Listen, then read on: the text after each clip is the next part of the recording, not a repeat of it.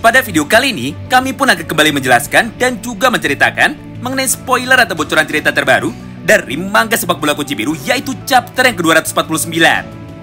Di mana semua isi pembahasan kita kali ini bersumber langsung dari beberapa bocoran pada manga versi majalahnya, yang kebetulan sudah banyak sekali beredar di internet sejak beberapa jam yang lalu. Jadi perihal kebenaran dan juga keakuratannya sudah pasti dapat dipertanggungjawabkan. Oleh karena itu, bagi kalian yang penasaran dan ingin tahu mengenai semua pembahasan singkatnya, maka kalian bisa simak terus ya video ini sampai habis. Singkat cerita, setelah semua perkenalan dari para pemain dari kedua sebelasan yang ada pada cerita minggu lalu, maka pada chapter minggu ini, kedua tim yang akan bertanding di dalam pertandingan yang ke-10 ini akhirnya seketika langsung datang memasuki lapangan. Lalu tanpa pikir panjang, mereka pun langsung menghampiri target dan juga rival dari mereka masing-masing. Di mana Shido yang nampak sangat percaya diri akhirnya langsung datang untuk bisa menghampiri Michael Kaiser sambil berkata seperti ini kepadanya. "Woi Blue Emperor, jika nantinya aku bisa mengalahkanmu, maka apakah aku akan bisa menjadi sorotan dari seluruh dunia? Karena jika iya, maka hal itu tentu saja akan sangat menarik." Mendengar ucapan dari Ryusei Shido itu, Kaiser yang nampak sama sekali tidak peduli akhirnya segera meresponnya. "Hah, diamlah kau, dasar penyerang mesum." Nah, hal yang sama pun terlihat juga dari sudut pandang Isagi Oichi. Karena pada halaman yang berikutnya, Isagi pun seketika langsung berjalan untuk dapat menghampiri Itoshirin. Lalu tanpa pikir panjang, dia pun segera menantang Itoshirin dengan berkata seperti ini kepada dirinya. "Itoshirin, mari kita pertaruhkan posisi nomor 1 di dalam pertandingan ini. Karena aku pun sebenarnya sangat yakin jika aku pasti bisa mengalahkanmu." Menyaksikan dan mendengar semua hal itu di depan matanya, Rin pun segera membalasnya lagi. "Hah? Apa itu nomor 1? Aku sama sekali tidak peduli dengan peringkat yang saat ini sudah diberikan kepadaku. Karena kenyataannya, tujuanku saat ini hanyalah ada satu, yaitu aku akan menghancurkanmu di dalam lapangan, tidak peduli apapun yang terjadi. Jadi bersiaplah, karena hari ini kau akan aku kalahkan." Nah, setelah beberapa saat berlalu, kini peluit tanda dimulainya kick-off babak yang pertama akhirnya seketika langsung dibunyikan. Di mana pada momen tersebut, Ness pun tanpa pikir panjang akhirnya langsung mengirimkan satu buah umpan pendeknya itu menuju ke arah Michael Kaiser. Kemudian, setelah bola tersebut sudah mendarat dengan sempurna tepat di kaki Michael Kaiser, maka dia pun langsung membolari bola itu sendirian menuju ke sisi sebelah kanan lapangan dengan niat untuk melewati para pemain tengah dari tim PXG. Menyaksikan semua hal itu di depan matanya, Shido pun tidak bisa tinggal diam. Hingga dia pun segera memutuskan untuk dapat berlari menuju ke arah Michael Kaiser dengan niat untuk dapat merebut bola itu dari Kaiser dan juga menjatuhkannya dengan menggunakan kekuatan body charge-nya. Walaupun pada awalnya Kaiser nampak sangat terkejut dengan kecepatan refleks yang ditunjukkan oleh Ryusei Shido tersebut, namun pada panel berikutnya, Kaiser pun dengan tenang akhirnya langsung memutuskan untuk dapat mengoper bola yang ada di kakinya menuju ke arah Alexis Ness. Lalu di saat yang bersamaan, dia pun segera melakukan pergerakan tanpa bolanya untuk dapat melewati penjagaan ketat yang saat itu sedang dilakukan oleh Ryusei Shido. Sehingga tepat ketika Kaiser sudah berhasil meloloskan dirinya, maka Ness pun langsung mengembalikan bola operan dari Kaiser tadi menuju kepada dirinya lagi. Sederhananya, Kaiser menggunakan teknik tipuan umpan 1-2 untuk dapat melewati penjagaan dari Ryusei Shido. Nah, disinilah poin menariknya. Karena tepat sebelum bola operan dari Ness mampu mendarat dengan sempurna di kaki Michael Kaiser, tiba-tiba saja dari arah yang berlawanan muncullah Karasu Tabito yang datang dengan kecepatan penuh. Lalu dia pun langsung memotong jalur umpan dari Ness barusan dengan menggunakan kaki kanannya. Sebelum pada akhirnya Kunigami yang sejak tadi hanya melihat saja akhirnya seketika langsung memutuskan untuk bergerak dan muncul tepat di belakang dari Karasu Tabito. Serta dia pun langsung menendang jauh bola dari kaki Karasu barusan menuju ke arah sisi sebelah kiri lapangan.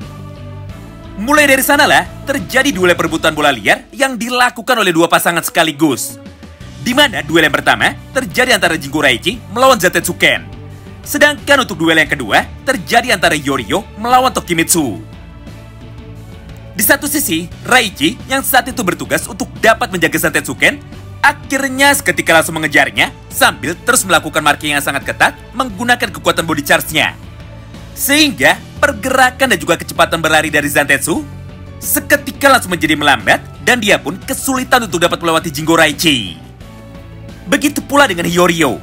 Di mana pada sisi yang lain, Yori lah yang justru mendapatkan tekanan yang luar biasa besar dari seorang Tokimitsu. Karena tidak peduli seberapa cepat, Yori mampu menggunakan matanya untuk dapat memprediksi kemana ke arah bola. Namun pada akhirnya, Tokimitsu pun mampu terus menempel badan dari Yori dengan sangat ketat sekali. Sampai pada akhirnya, Yori pun tidak bisa bergerak dengan bebas seperti pada pertandingan yang sebelumnya ketika mereka bertanding melawan tim Uber. Disinilah peran dari Nijiro Nanase yang sebelumnya banyak sekali diremehkan akhirnya kembali dimunculkan. Karena tepat di tengah ketegangan tersebut, maka dari arah yang berlawanan, Nanase yang saat itu mampu bergerak dengan bebas tanpa ada satupun orang yang menjaganya, akhirnya mampu mencuri bola liar tersebut dan menahannya dengan menggunakan kaki kanannya. Lalu, tepat sebelum bola itu berhasil mendarat di tanah, Nanase pun dengan cepat seketika langsung memberikan satu buah umpan jauhnya menuju ke sisi sebelah kanan lapangan. Di mana pada posisi tersebut, ternyata terdapat Itoshirin yang saat itu sudah berhasil meloloskan dirinya dari penjagaan ketat yang dilakukan oleh Grim dan juga para pemain bertahan lainnya. Menyaksikan semua itu di depan matanya, beberapa pemain belakang dari Munchen tentu saja menjadi sangat terkejut. Karena jika bola itu berhasil mendarat di kaki Itoshirin, maka kemungkinan bagi Rin untuk dapat menciptakan gol yang pertamanya tentu saja akan terbuka dengan sangat lebar. Mengingat tidak ada lagi orang yang mampu menghentikannya dan juga menjaganya. Tapi sayangnya, kali ini Rin lah yang malah harus kembali dibuat kecewa. Mengingat pada halaman berikutnya, tiba-tiba saja dari arah yang berlawanan, muncullah karakter utama kita semua, yaitu Isagi Oichi. Yang kebetulan pada saat itu sudah mampu membaca dengan sempurna kemanakah Itoshirin akan berlari dan kemanakah bola dari Nijiro Nanase akan dioper kepadanya. Sehingga tepat pada satu momen yang sama itu, Isagi pun akhirnya seketika langsung memutuskan untuk melompat dengan niat untuk dapat menyundul bola itu menggunakan kepalanya. Supaya pola serangan super cepat yang saat ini dilakukan oleh tim PSG bisa digagalkan. Nah, melihat kecepatan dan kemunculan dari Isagi Oichi yang tiba-tiba saja bisa ada di sampingnya, Rin pun seketika langsung menjadi sangat terkejut. Karena pada dasarnya, dirinya sama sekali tidak menyangka jika Isagi Oichi ternyata sudah berkembang sampai sejauh ini. Mengingat di antara pemain lain yang ada di dalam lapangan, faktanya hanya Isagi Oichi sajalah satu-satunya pemain yang mampu memprediksi pergerakan dari dirinya.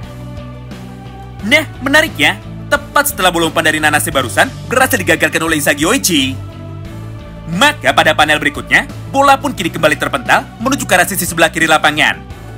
Di mana pada posisi tersebut, Kiora pun saat ini sudah siap untuk dapat menyambut bola hasil sundulan dari Isagi Oichi barusan. Serta Munchen pun kini langsung bergegas untuk langsung berlari menuju ke arah gawang dari tim PSG. Karena mulai dari sana, serangan balik super cepat dari tim mereka yang dipimpin oleh seorang Kiora Jin akhirnya seketika akan dimulai.